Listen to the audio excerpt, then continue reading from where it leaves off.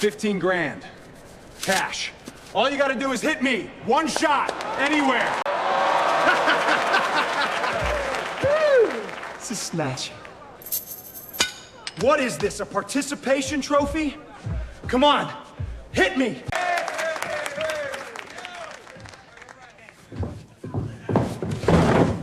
Stop! Stop! You don't know who he... The convention hall reeked of floor wax and spilled energy drinks. Under red ring lights, 300 people raised their phones and laughed. In the center of the mat, a shirtless champion pressed a stack of cash, $15,000, flat against the face of a gray-haired man in a gray maintenance uniform. "Hit me," Dax Coulter said. "One shot. Anywhere." The man didn't move, didn't even blink. 19 days later, the man with 700,000 followers wouldn't have a single one left. And no one in that hall could say exactly when the floor had tilted. That Wednesday had started the way every Wednesday started in Shively. Emmett Doyle woke at 4:50, 2 minutes before the alarm, the way he had woken for 26 years. He lay still for a moment in the dark, listening to the house. The refrigerator, the pipe behind the bathroom wall that ticked when the heat came on. Then he got up, made the bed with corners you could bounce a coin off, and went to the kitchen in his socks. He kept his work clothes folded on a chair the night before. Gray shirt, gray pants, the name Desile stitched in red thread over the pocket. He dressed in the cold kitchen, poured coffee into a steel travel mug with a dent in the side, and stood at the counter for a while, not drinking it, just holding it for the warmth. On the windowsill above the sink sat a coin. It was about the size of a silver dollar, brass gone dark at the edges, the engraving worn so smooth in the center that a stranger couldn't read it anymore. Emmett could. He didn't have to look. He picked it up, turned it once between his thumb and forefinger, the way some men work a worry stone, and set it back down. Then he put it in his shirt pocket, where it lived during the day. He'd carried it for 19 years. A man named Hollis Brandt had pressed it into his palm in a motor pool in Kuwait and said one thing to him, low, so the others wouldn't hear. Keep your hands down longer than they think you can. The right moment always belongs to the man who can wait for it. Emmett had not understood it then. He understood it now. At 5:40, he knocked on his son's door. Wyatt was 16 and built like a coat rack. All elbows and length, a boy whose body hadn't caught up with his feet yet. He came out with his hair flat on one side, hauling a backpack that weighed more than he did, and they walked to the bus stop together because Emmett liked the 8 minutes. He always had. Wyatt told him the bus stop was for little kids. Emmett kept walking him anyway. This morning the boy was quiet. Not tired quiet, the other kind. "You good?" Emmett asked. Yeah, Emmett didn't push. He'd learned that pushing a 16-year-old was like pushing a door marked pull. He noticed things instead. The way Wyatt held his phone face down in his coat pocket. The way he kept glancing at it like it might bite. At the corner, the bus hissed up to the curb, and the boy climbed on without a goodbye. Emmett stood there until it pulled away. He always did.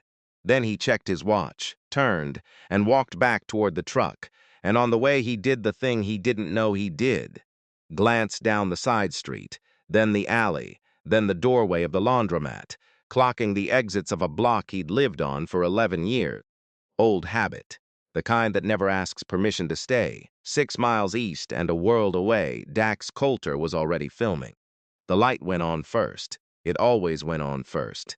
A ring of LED bulbs bright enough to flatten a face into something smoother than a face, and behind it a phone on a gimbal, and behind that a wall of his own logo repeated 40 times.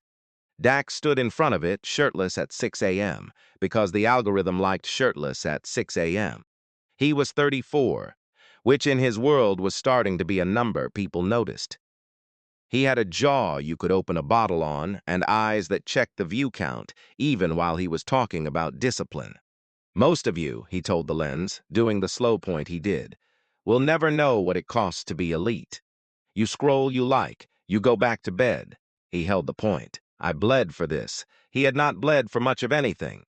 He'd had a 4-2 amateur kickboxing record a decade back, a real one, before the gym he trained at folded. Everything after that was rapping. Belts bought online.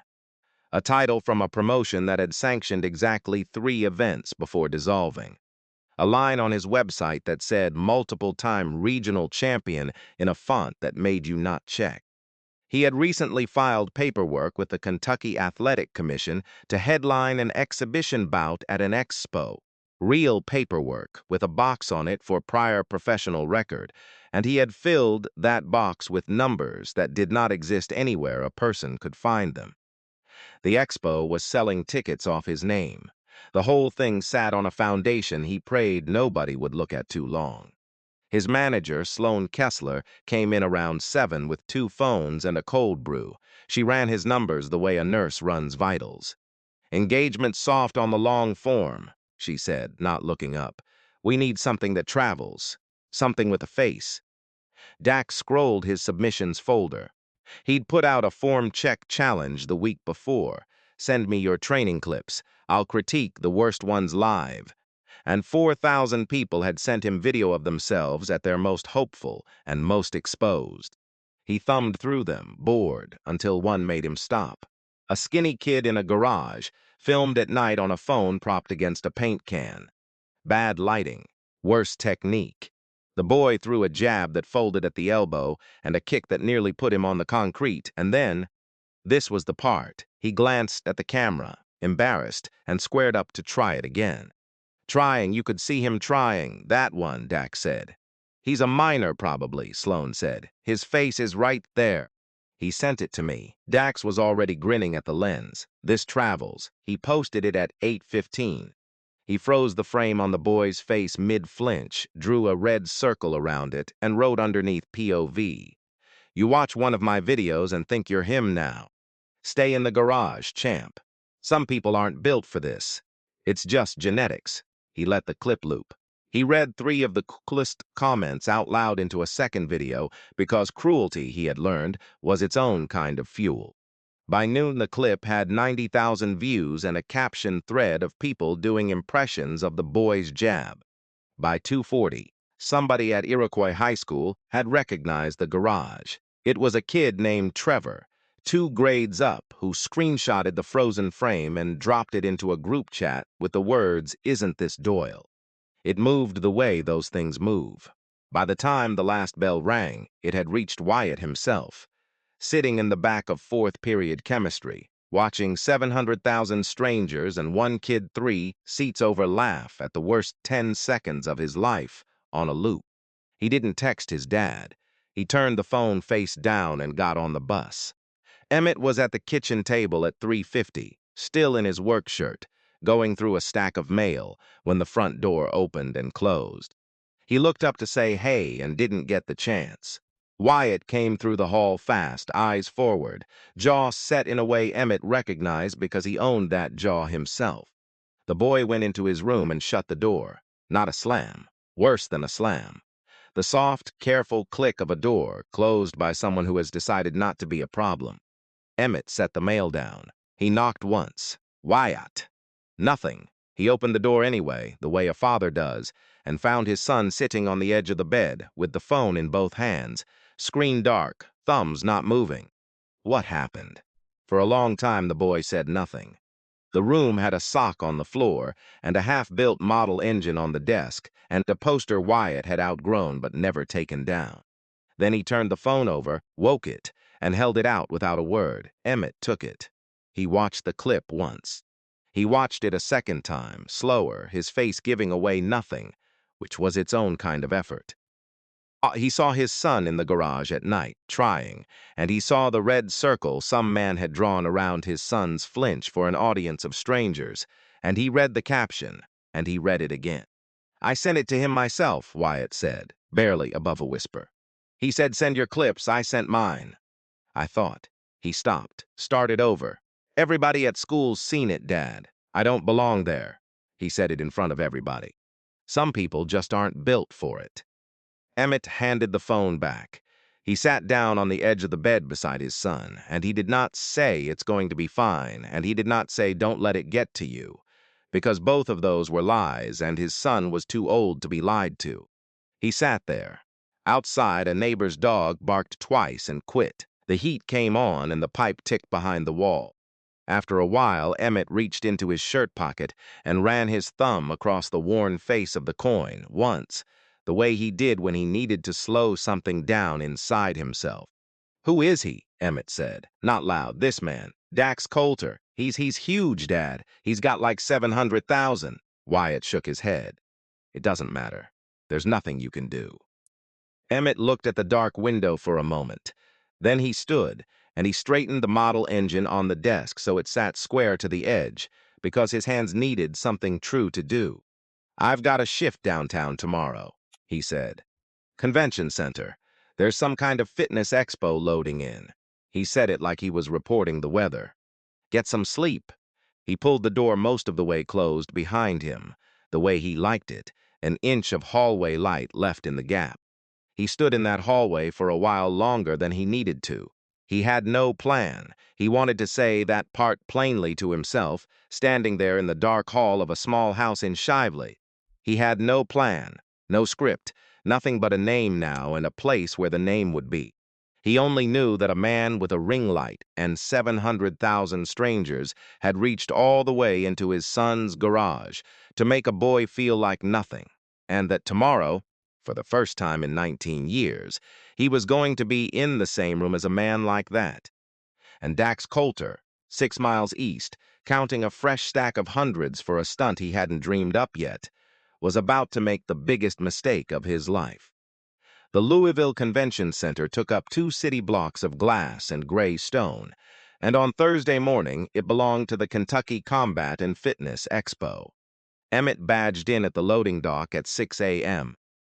Like he did 3 or 4 times a month, pushed his cart past pallets of protein powder and a forklift carrying a cage wall, and spent the first half of his shift on his back under the main stage platform, rerouting a power run that some out-of-town rigger had daisy-chained into a fire code violation. He liked the work. It had answers in it. A circuit was overloaded or it wasn't. A bolt was torqued or it wasn't. You did the thing correctly, and the thing held, and nobody clapped, and that was fine. That was the whole point. By 11, the floor had filled. Vendors hawked recovery sleeves and pre-workout in flavors named after explosions. A boxing ring sat at one end, a competition mat at the center, under a truss of lights, and around that mat the densest part of the crowd had gathered, because that was where Dax Coulter had set up. Emmett knew the name now. He'd looked him up at the kitchen table the night before, the way you look up a diagnosis. He hadn't planned what he'd say. He told himself he was only going to ask. During his 30-minute break, with a zip-tie gun still hanging from his belt, he walked across the floor toward the lights. Dax was running a bit for the camera. He'd pull a man out of the crowd, put pads on, let the guy swing, then slip and clown and pat him on the head while the phone caught all of it. The crowd ate it up. Sloan stood off to the side with the gimbal framing. Emmett waited until the bit ended. Then he stepped to the rope, not over it, and said, in a voice pitched to carry exactly far enough and no farther, "Mr. Coulter, could I have a minute?" Dax turned, found the gray uniform, the name patch, the gray at the temples, and read all of it in about a second, the way men like him read men like Emmett. His face arranged itself into something amused. "Maintenance need something?" A few people laughed before there was anything to laugh at. "My son sent you a video," Emmett said. "A training clip. You posted it yesterday with his face on it. He's 16. He kept his hands loose at his sides. I'm asking you to take it down, that's all. And maybe say something to him. He looked up to you." For a moment, just a moment, something flickered behind Dax's eyes. The brief animal calculation of a man who has been handed content and is deciding the angle. The crowd had gone quiet enough to listen. The phones, which had drifted, came back up. Wait. Dax grinned at the lens, not at Emmett. "The Garage Kid. This is the Garage Kid's dad." He spread his arms wide, playing the rope line like a stage. "Folks, we got a special guest. Custodial Services has a complaint about my content. The laugh came easier this time, and louder, and Emmett felt it land on his skin the way a draft does when a door opens behind you. "I'm not here to argue with you," Emmett said. "I'm asking you one time plain. Take it down. Or what?" Dax stepped over the rope onto the mat, into Emmett's space, close enough that Emmett could smell the artificial sweetness of whatever he'd been drinking. "You'll mop me to death? Sir, do you know what I do?" He turned to the crowd. "Does he know what I do?" Back to Emmett, voice dropping into something performed and cruel. "Go fix a toilet, champ. Leave the fighting to fighters." Emmett didn't move. He had stood in front of men who wanted him afraid before, real ones, and this was not that. And his body knew the difference even if his pulse didn't. It was the stillness that did it. Dax could handle a man who shouted back. A man who stood there like a fence post, looking at him the way you look at a kid mid-tantrum. That was unbearable, and the camera was watching him be unbearable too. So Dax did what he always did when the moment slipped. He made it physical. He reached out and grabbed a fistful of Emmett's shirt at the shoulder, gave it a shove and a shake, playing tough for the lens. "You deaf?" I said. The coin came out of the chest pocket. It spun once in the light and hit the mat with a small bright sound that nobody but Emmett heard under the noise, and skidded to a stop near the rope. Dax saw it fall. For half a second his face did something hopeful. He thought it was money, a chip, something with a value he understood. He bent and snatched it up. It was a piece of brass worn black at the rim, an old worn coin with engraving rubbed smooth, the kind of thing that means nothing unless you already know what it means. "The hell is this?" Dax held it up to the crowd, turning it, performing his confusion. "Is this a poker chip? You walk around with, what? A participation trophy." He laughed, and the laugh got the room. "This is the saddest thing I've ever held." And he flicked its sidearm off the mat into the gap behind the rope barrier, into the forest of feet and folding chairs, gone. Emmett's eyes went to where it had landed, just for a moment. Then back to Dax. Something in him had gone very quiet. Not the loud kind of anger, the kind that makes a man swing, the other kind. The kind that comes down over you like dusk, slow, and makes everything afterward feel like it's happening one notch slower than real time. Dax mistook the quiet for fear. He walked to a duffel by the rope, unzipped it, and came back with a bank envelope thick as a brick. He tore it open and fanned the bills, hundreds, real ones, $15,000 in cash that was supposed to be the float for the expo's prize purse, and the crowd made a sound, a single inhaled "oh," because money on camera always pulls the same string. "Okay, new bit." Dax pressed the stack against Emmett's cheek, mashing it there. The phones were a wall now, dozens of red dots. 15 grand, cash, right here. All you gotta do is hit me. One shot, anywhere. The big bad maintenance man takes a swing at the champ. He stepped back and dropped his hands theatrically to his sides, chin out, an open invitation. "Come on, for your boy. Hit me." Emmett looked at him. He thought about the coin in the dark behind the chairs. He thought about Wyatt's door clicking shut. He thought distantly of a man in a motor pool saying, "Keep your hands down longer than they think you can." And he understood at last, all the way down, what Brant had been trying to teach a younger, angrier version of himself. "I'm not going to hit you," Emmett said. "No?" Dax shoved the money at him again. "Course not. Runs in the family." He slapped the stack across Emmett's face, hard, a flat crack, and the bills exploded loose and scattered across the mat like leaves. "Hit me." He was screaming it now. The performance had cracked, and what was under it was uglier and more honest. A man who could not bear to be looked at the way this stranger was looking at him. And he reared back and threw a right hand with everything in it. A real punch, full power, aimed to end the conversation and the man both. Off to the side, a trainer who had been leaning on a ring post stood bolt upright. His name was Del Sutter.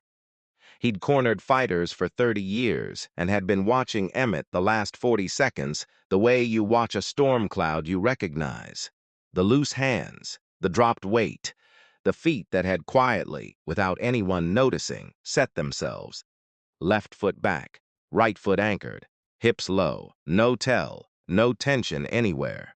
Dell had seen that exact economy in exactly one place years ago, on a fighter who'd come up through the military circuits and made it look like nothing. Stop! Dell came off the post at a dead run, both hands out. Dax, stop! You don't know what he... Too late. What happened next took less than 2 seconds, and most of the 300 phones in that hall caught only a blur they'd have to slow down later, frame by frame, to believe. Emmett did not block the punch. He moved off its line, a step that was barely a step, 6 inches at an angle, so the fist passed his ear close enough to stir his hair. Dax's whole body followed the miss, his weight tipping past his lead foot into nothing. And for the length of one breath, he was a man falling forward who didn't know it yet. That breath was the moment Brandt had spent a year teaching him to wait for. Emmett's hands closed. Not a strike, a frame, his forearm sliding across Dax's chest and his other hand catching the swinging arm at the wrist, not grabbing, steering. He turned his hips and let the man's own momentum spin him down, dropping his level, scooping the near leg, and Dax Coulter went from upright to flat on his back on the mat, so fast that the lights overhead seemed to jump. The impact thudded through the platform. A water bottle tipped over on the timekeeper's table 15 feet away. Then Emmett was on him. Not hitting, never hitting. A knee across the hips, both of Dax's wrists folded and pinned to his own chest under one of Emmett's forearms. The whole man controlled and immobilized and held, his legs kicking at nothing, his breath gone out of him in a single grunt. For 3 full seconds, the hall made no sound at all. It was not the silence after a joke nobody laughs at. It was the silence of 300 people whose eyes had outrun their brains, all of them waiting to find out what they had just seen. Emmett held him a moment longer, long enough to be sure. Then he let go. He stood, stepped back 2 clean paces, and lowered his hands to his sides. He did not put a foot on the man.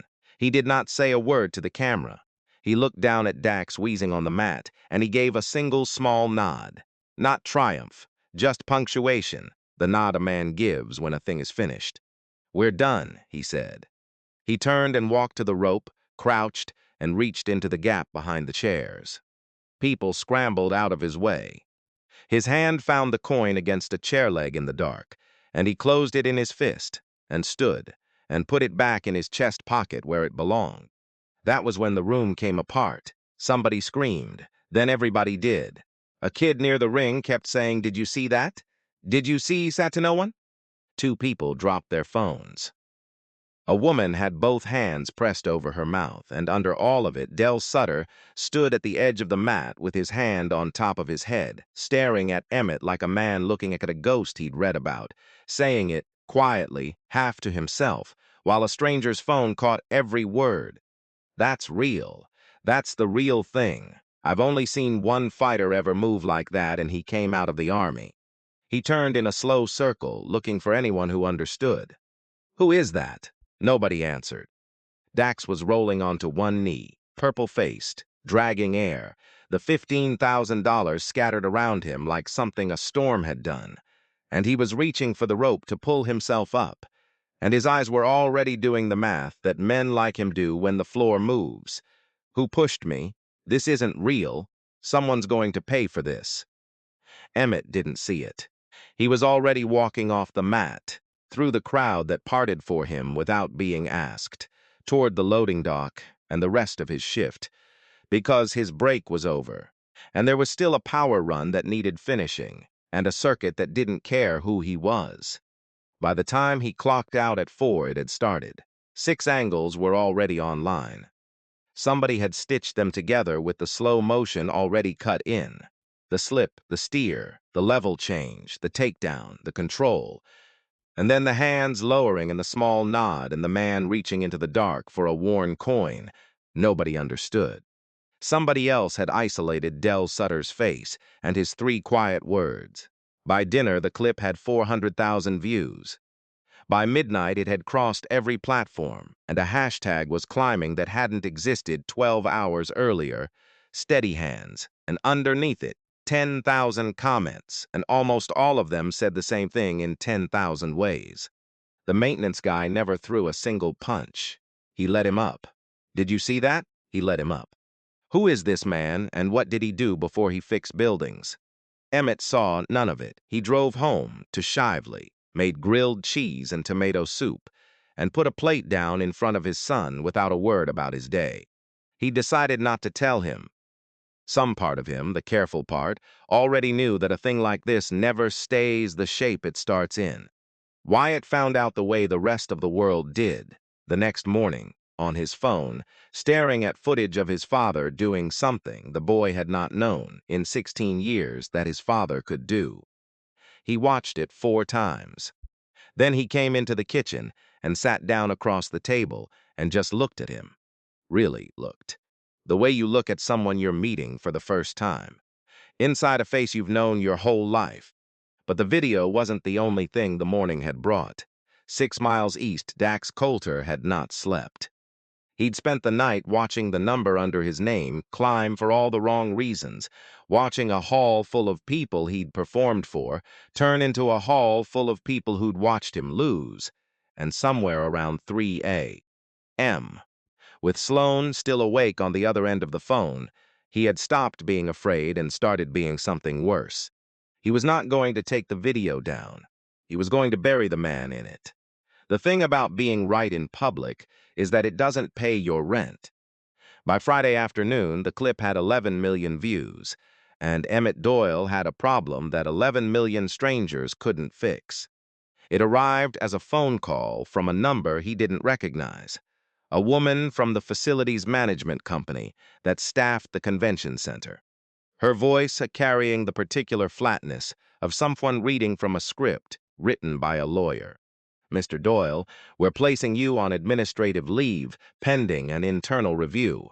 He was standing in his kitchen with a wrench still in his hand from fixing the dripping sink. Review of what? There's been a complaint regarding an incident on the convention floor Thursday. Concerns about an employee leaving his assigned post and engaging in a physical altercation with an event guest. A pause. It's a liability matter. I'm sure you understand. He did, actually. That was the worst part. He understood it perfectly. The leave is unpaid, she added. Gentler now, like the gentleness made it land softer. We'll be in touch. He set the wrench down on the counter, very carefully, so it didn't make a sound. And he stood there for a while with the water still dripping behind him, because he hadn't finished the job. Here is how it had happened on the other side of town, in a glass condo above the river. Dax Coulter had watched the same clip Emmett's whole city had watched, and unlike Emmett, he could not look away from it. He'd run it back 200 times, the slip, the fall, the 3 seconds of silence, the small nod. We're done. Each viewing was a fresh cut. By Friday, he had stopped reaching for the obvious play, because there was no obvious play. He couldn't claim he'd been ambushed.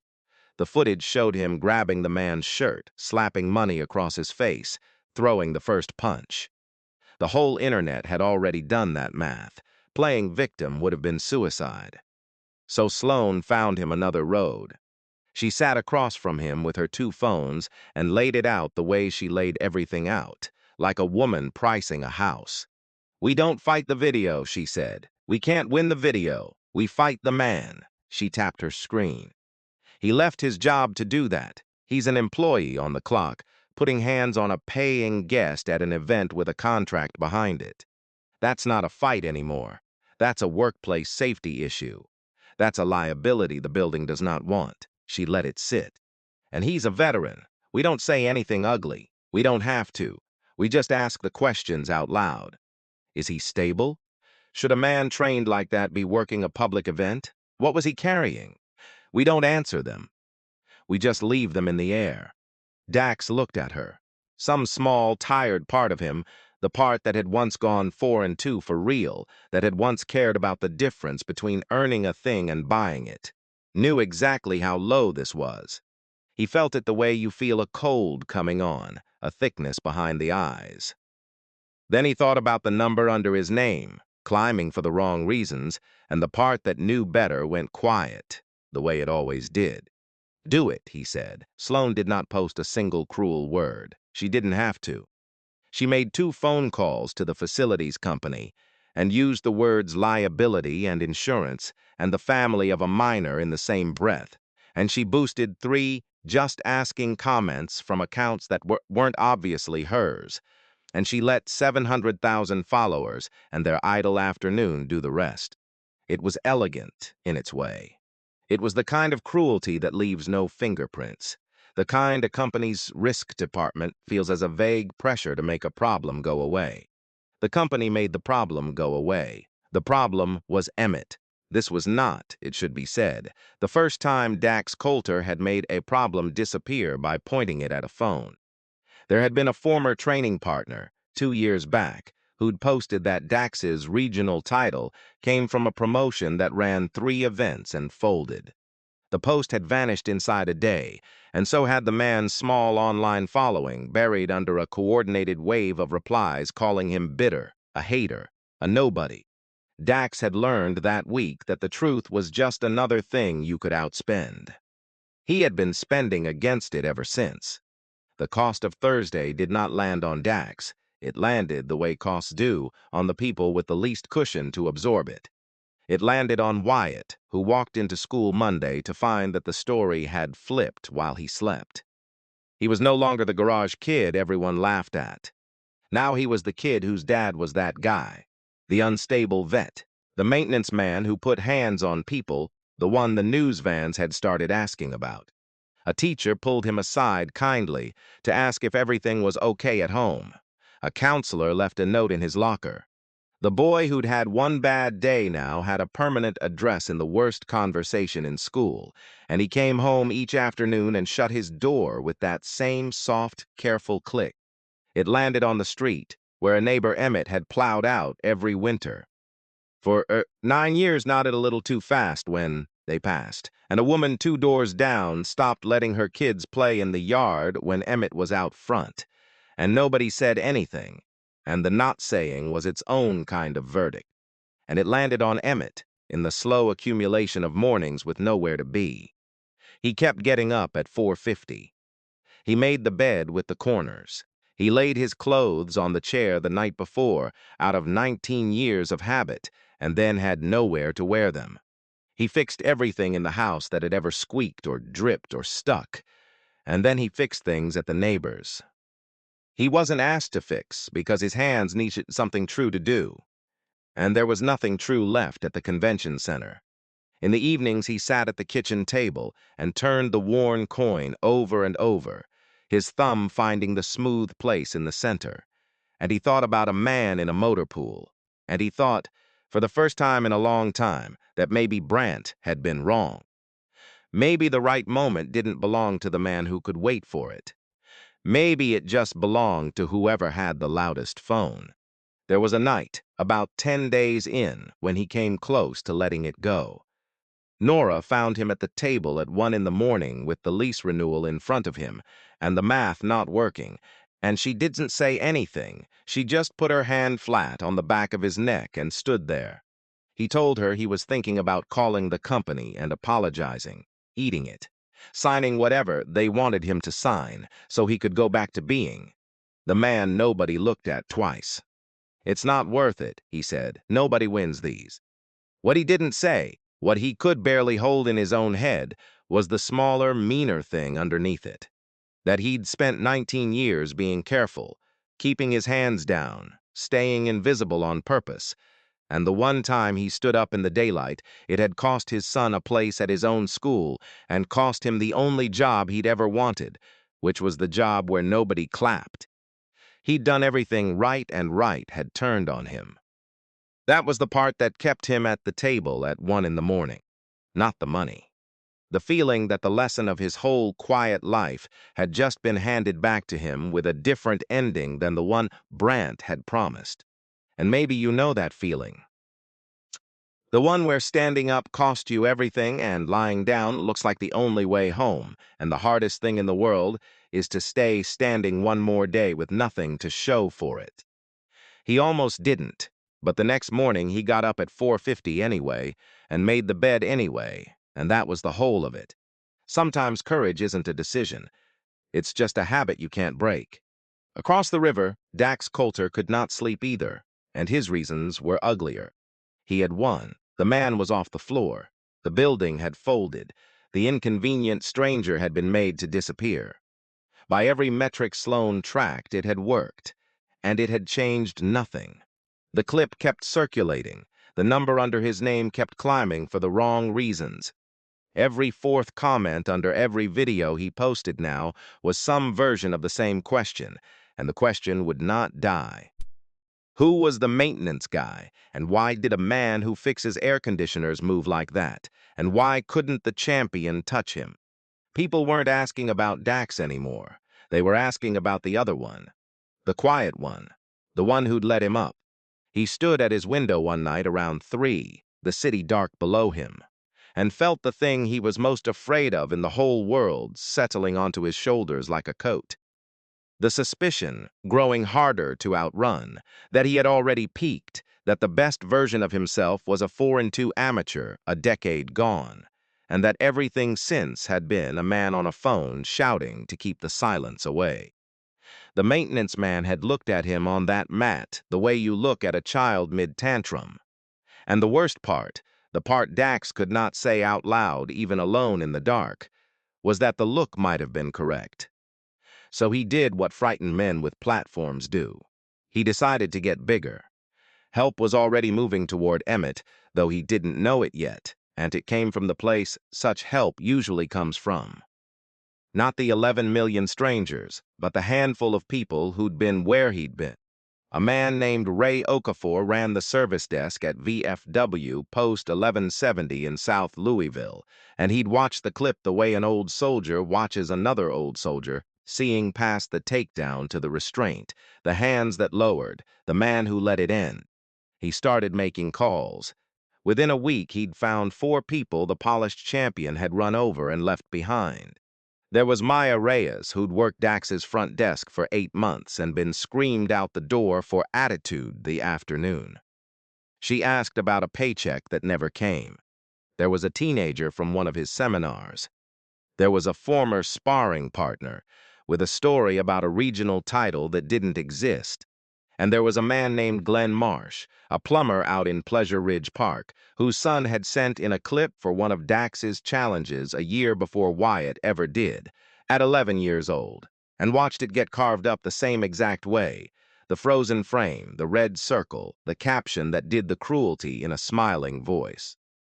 Glenn had written the man a long, careful message back then, parent to person, and gotten a laughing emoji reply and nothing else. He'd never told anyone how much it had cost his son. He'd been carrying it alone for a year. None of these 4 had a platform. All of them had been waiting, without knowing it, for somebody to ask. And one evening, Emmett's phone rang with a number out of Kentucky he didn't know, and a voice he hadn't heard in 19 years said, "Doyle, it's Brant." A pause, and then dry, the way the man said everything. "I saw the clip, soldier. You kept your hands down." Another pause. "Took you long enough." There was a third thread, too, one nobody had set in motion on purpose. A sports reporter for a Louisville station named Priya Chandra had seen the clip like everyone else, but she'd seen it with a working person's eye, and one detail had snagged on her and wouldn't come loose. The champion in the video billed himself as a multiple-time regional champion, and a multiple-time regional champion had just been put on his back in under 2 seconds by a 50-year-old man who fixed convention centers for a living. Those 2 facts did not fit in the same sentence, so she did the thing reporters used to do before the internet, taught everyone to react instead.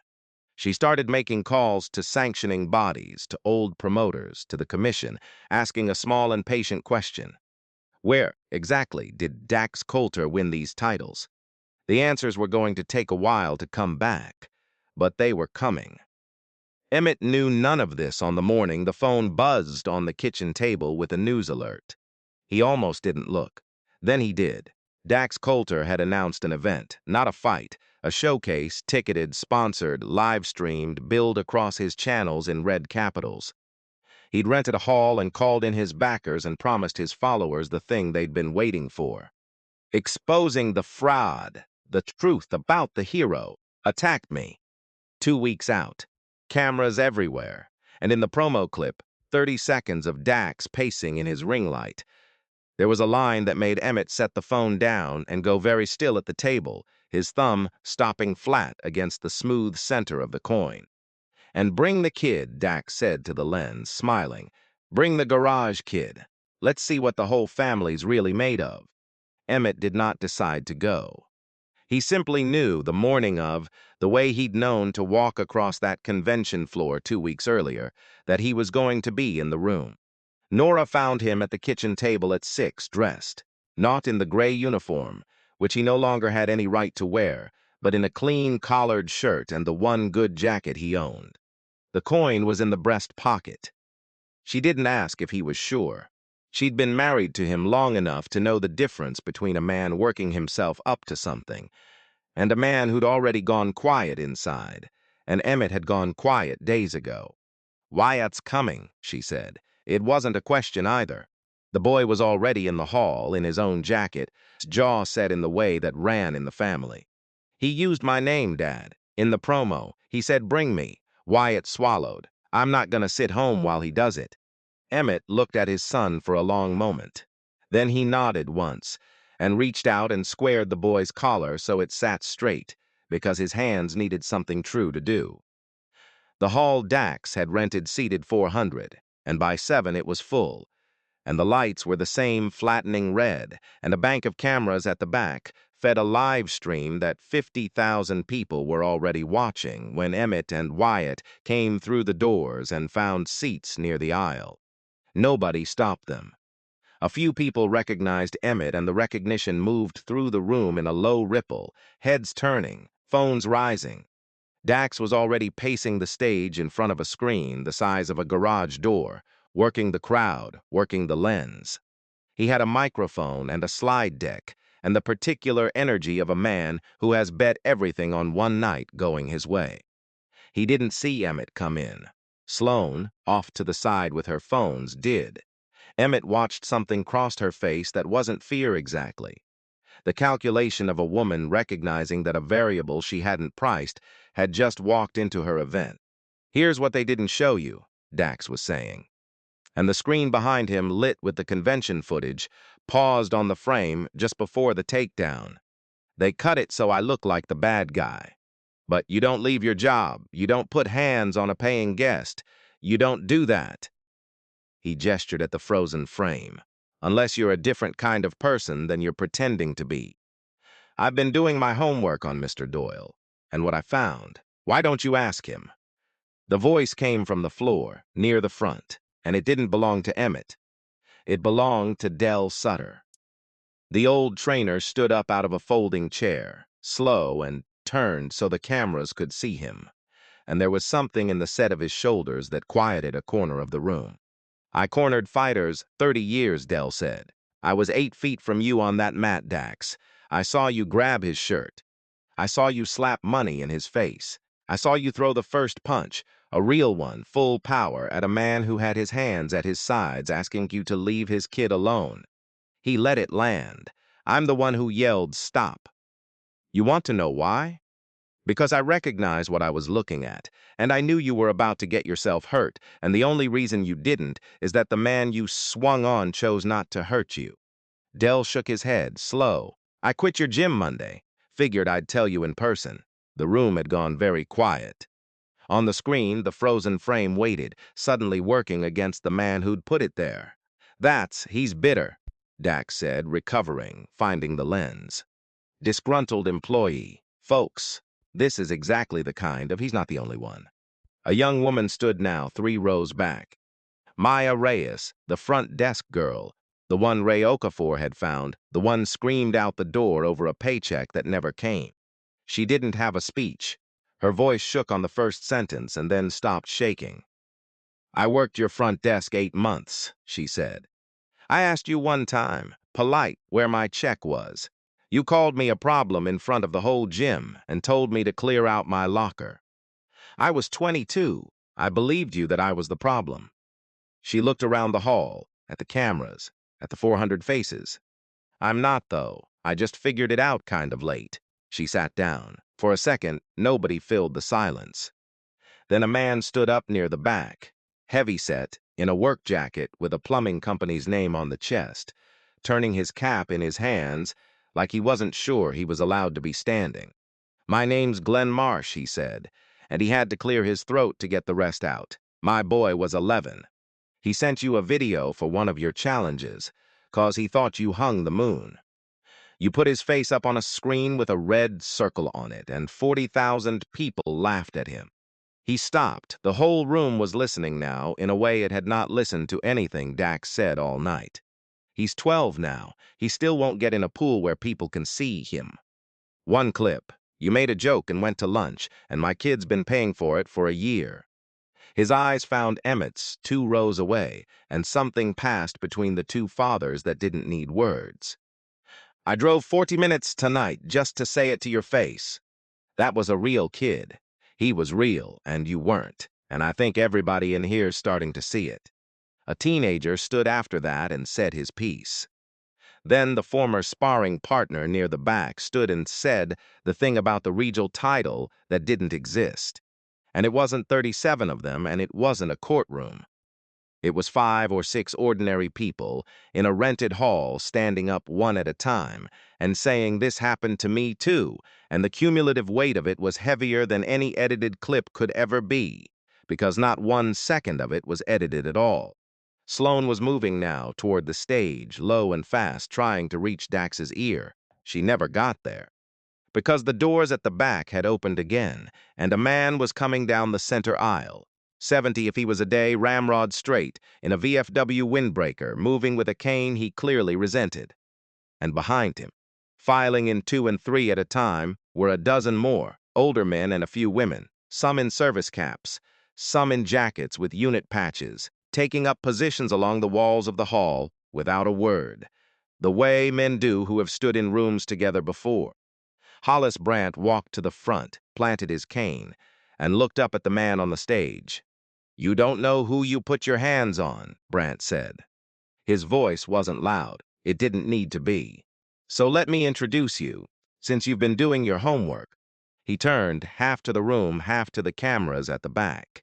"His name is Emmett Doyle. He was a combat engineer. I trained him in modern combatives at Fort Knox 20 years ago, and 3 years after that he won the All-Army Championship in his weight class. The real thing, the one you can't buy online. And then he taught it to younger soldiers so they'd come home with their hands instead of in a box." Brandt's eyes didn't leave Dax. "I gave him something the day he shipped out. A coin. Told him to keep his hands down longer than anybody thought he could." A pause, and the next words came down like a flat hand on a table. "You held that coin 2 weeks ago. You called it a participation trophy, and you threw it in the dirt." The screen at the back of Emmett's mind, if not the one on the stage, lit up, and Dax Coulter, standing in his own red light in front of 50,000 strangers and 400 more, finally understood. It did not come as a thought he could have spoken. It came as a sensation, cold, starting somewhere behind the sternum, the slow arrival of a thing he'd refused for 2 weeks. He looked at the gray-haired man sitting near the aisle, who had not stood up, who had not said one word this entire time, who was perceiving him the way he'd watched him on the mat. Without anger, without triumph, the way you look at weather. He looked at the old soldier with the cane. He looked at the wall of people in service caps who had come on a weeknight to stand for the maintenance man. And somewhere in the back of his own mind a piece of brass spun once in the light and skittered into the dark. And he heard his own voice saying the saddest thing I've ever held. And he understood, all the way down, what he had actually been holding. The thing he'd thrown away was the only real thing in the room, and he'd built his whole life pretending to be it. The microphone was still in his hand. The live stream counter in the corner of the monitor was still climbing. 51,000, 53, people arriving for a takedown that was happening to the wrong man. Dax looked down at the mic. He didn't lift it. He didn't say the thing he'd rehearsed or any other thing. Behind him on the giant screen, the frozen frame of his own worst moment glowed, and he reached over, without quite knowing he was doing it, and turned the screen off. The hall went a shade darker. He set the mic down on the stool with a small click that the nearest camera caught. Then he just stood there, in the quiet, with nowhere left to perform to. In the front row, a sponsor in a branded quarter zip rose from his seat, buttoned his jacket, and walked out the side door without looking back. A second one followed. The live stream chat, scrolling on the monitor, had turned into a single river moving one direction, and it was not the direction Dax had sold his backers on. It was Wyatt who broke the silence in the row near the aisle, leaning close to his father, his voice cracking on the edge of something. "Dad, I know," Emmett said quietly. "You never told me." No, Emmett's thumb found the smooth center of the coin in his pocket. "Some things you don't carry out loud." He stood, finally, not to address the room, not to take the stage that was right there and his for the taking. He stood the way a man stands when a thing is over and it's time to go home. He put his hand on his son's shoulder and turned him toward the doors.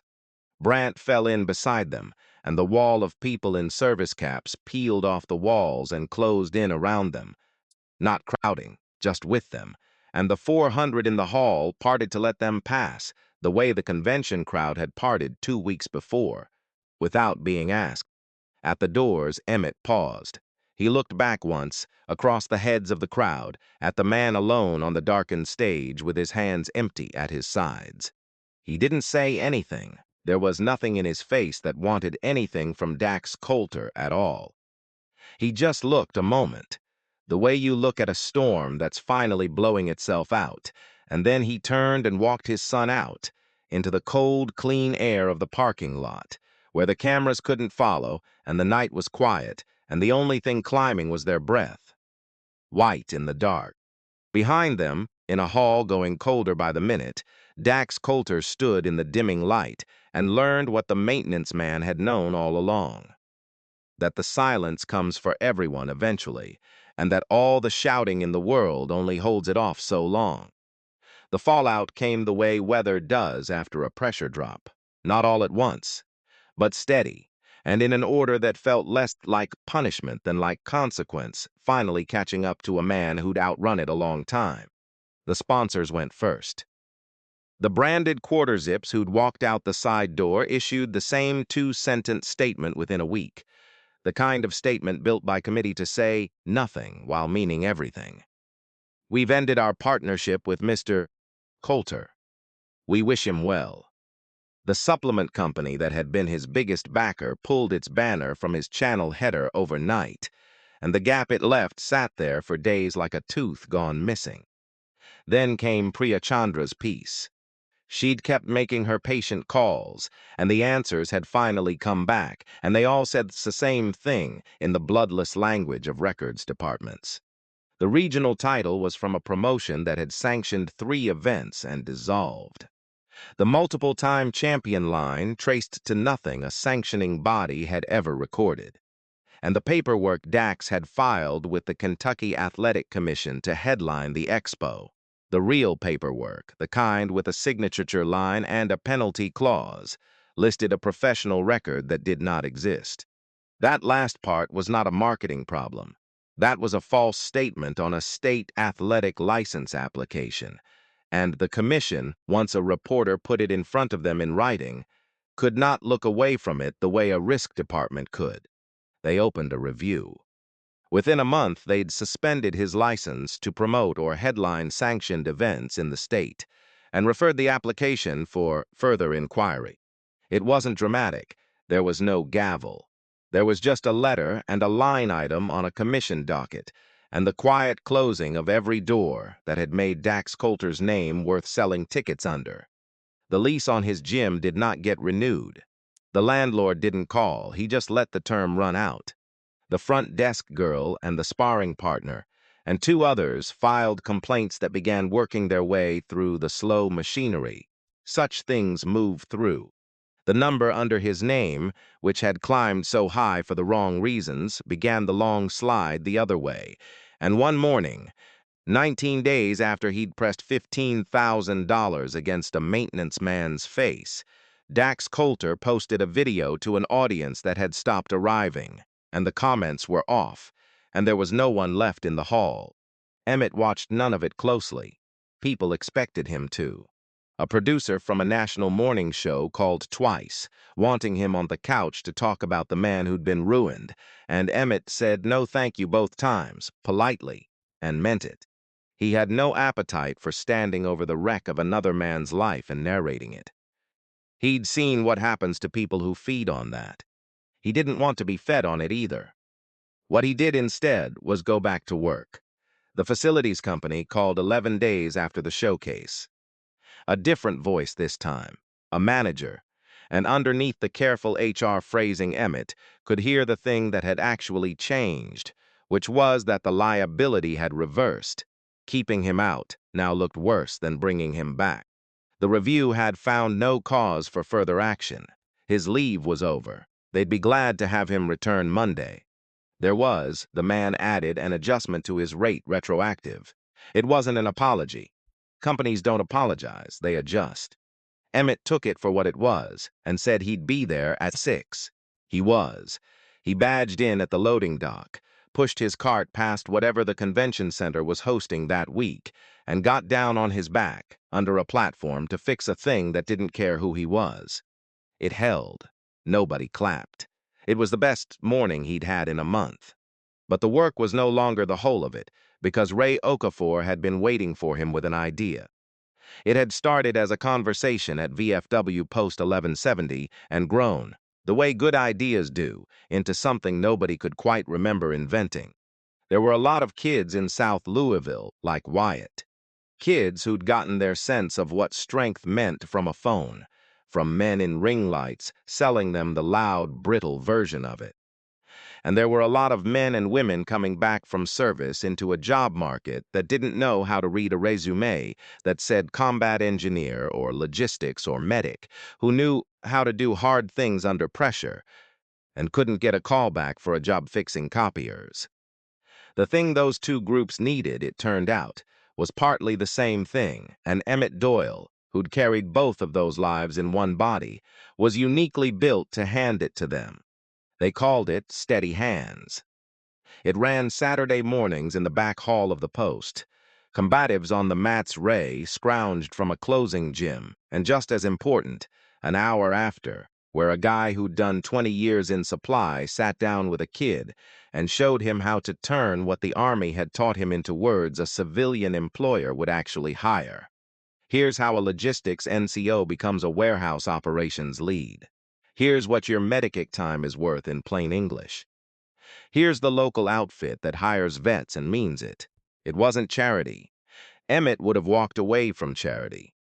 It was the unglamorous, true work of helping a person carry what they already had across a line, where somebody would finally see it. 31 people came the first Saturday. Then more. Glenn Marsh came the third Saturday, and he brought the boy. The kid was 12 and stood at the edge of the mat with his arms crossed over his chest the way kids do when they've decided in advance not to hope for anything. Emmett didn't make a thing of it. He just put the boy next to Wyatt, who was 16 and not so far from 12 himself, and let his son do what his son had quietly become good at. Showing somebody where to put their feet and saying you're doing fine without making it a speech. By the 5th Saturday, the boy had uncrossed his arms.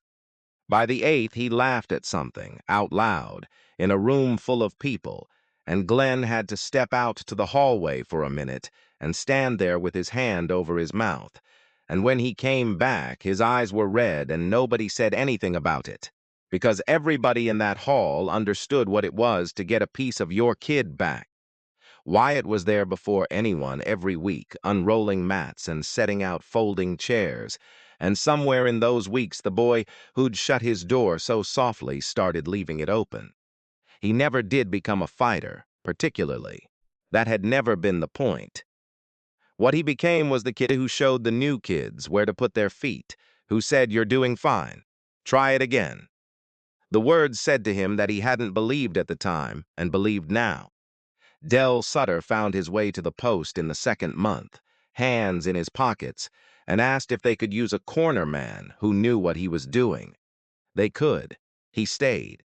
And on a gray Saturday in the back hall, with the heat ticking in the pipes and the mats smelling of sweat and disinfectant, Hollis Brandt came in on his cane and watched the whole thing for a while from a folding chair against the wall.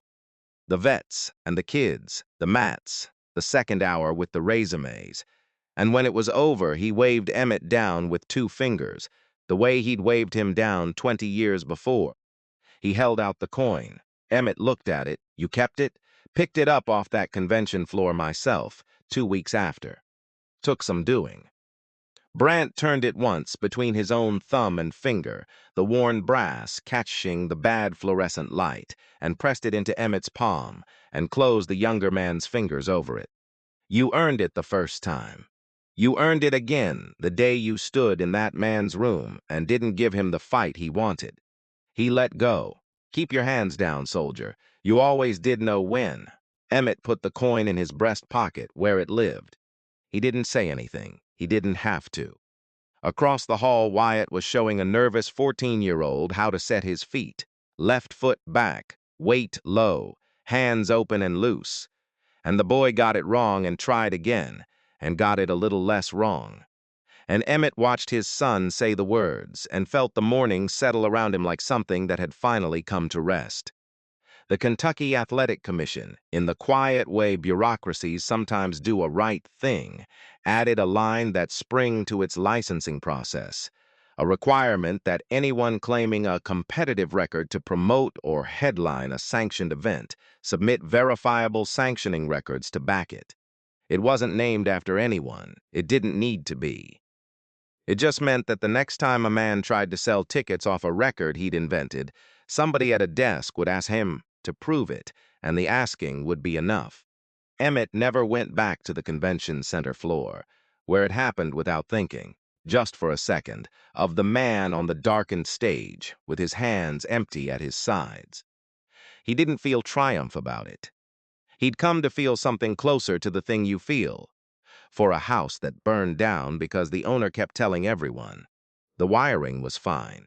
There was no fixing it from the outside. There never had been.